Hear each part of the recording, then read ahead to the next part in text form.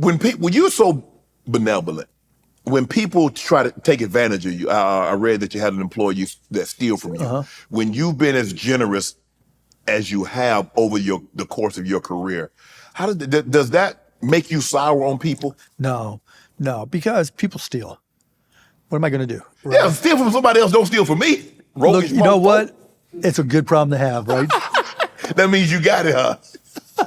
I can afford it. Right. Like my first company, Micro Solutions, though, there was a lady, Renee Hardy, Reneehardy, right? She was our receptionist. Okay. And her job, she had one job, right? Take our payables for our vendors, put it in an envelope, lick the envelope, take it to the post office, right?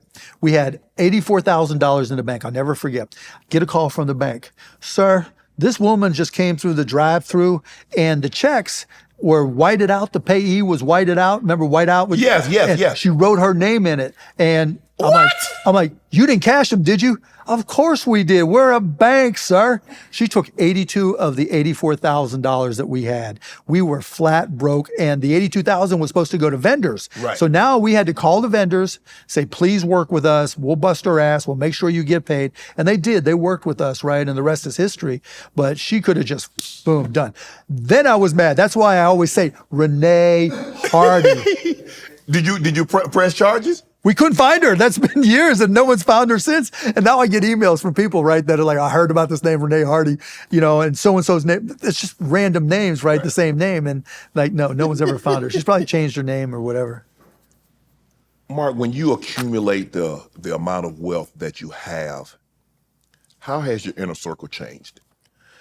It hasn't. It hasn't at all. Like my guys from grade school, high school that I grew up with, we just did a Zoom. We do every 2 weeks. They come out to Mavs games. I go see them. Wow. They're still my buddies, my college buddies, Ben and Tim, still my best friends. I played rugby in college, and after, my rugby teammates are still my best buddies.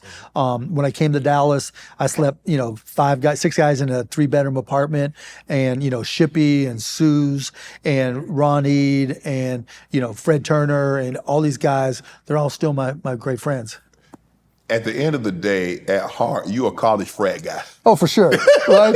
You got 6 guys and we in the bedroom, we just hanging out, we go out, drink beer. Didn't matter, right? Live like I bought a book when I was in college. It was called How to Retire by the Age of 35. Okay. And basically what it says is live like a student so you can save all your money. Right. And then if you do that, and you even if you're investing in like just treasuries or whatever that pay 3, 4, 5%, okay, you get $1 million and you make 5% on that, that's 50 grand. If you're living like a student, you turn that into 2 million, et cetera, et cetera.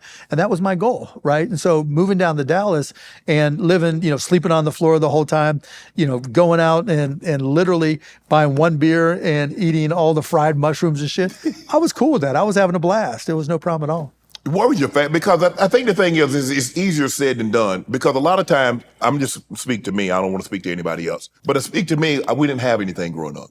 And I've always wanted to make sure that I could take care of my family. But I wanted some things that I couldn't get when I was growing up. For sure. I wanted to be able to go to a restaurant if I wanted something nice, be able to go. If I saw something, clothes, as far as clothes, maybe a watch, I want to be able to get it.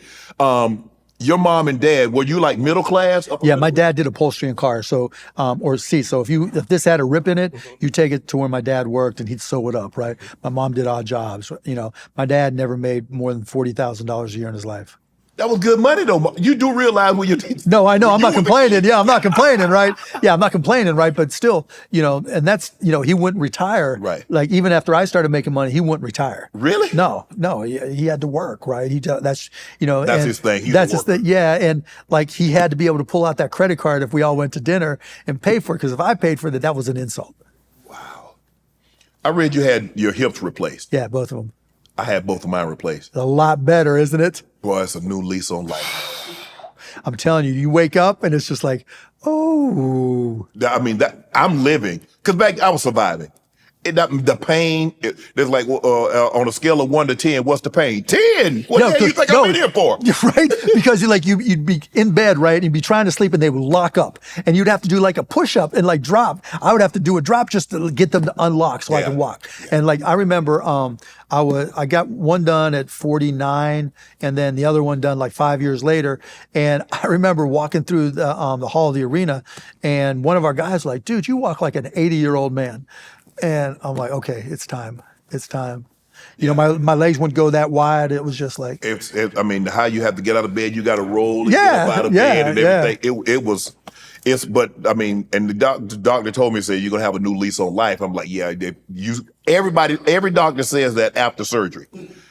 But boy. Changed everything. It absolutely changed everything. This new company, tell us about the new drug company. Cost Plus Drugs is helping men.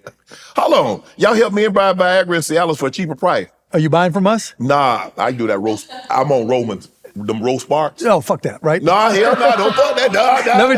Let me just tell you.